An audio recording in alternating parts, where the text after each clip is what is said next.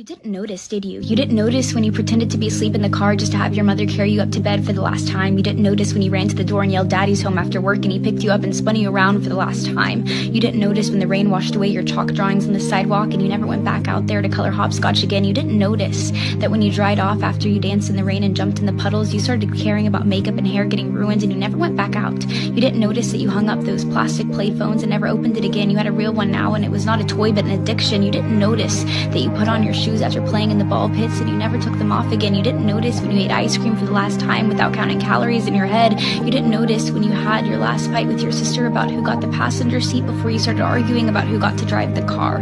You didn't notice when you stopped believing in Santa Claus as the magic of Christmas was replaced with material wish lists. You didn't notice when you stopped believing in a monster that lived under your bed as it started to come out in the reflection of your mirror. You didn't notice when you went to field day for the last time, when you got your last participation trophy, when you kicked your brother's seat during a road trip for the last time, when you had your last play date with your Barbies, when you had your last Disney movie night with your family. You didn't notice that grandparents don't last forever. You didn't notice that your childhood cat wasn't eternal. You didn't notice your parents are growing up too. You didn't notice it, do you?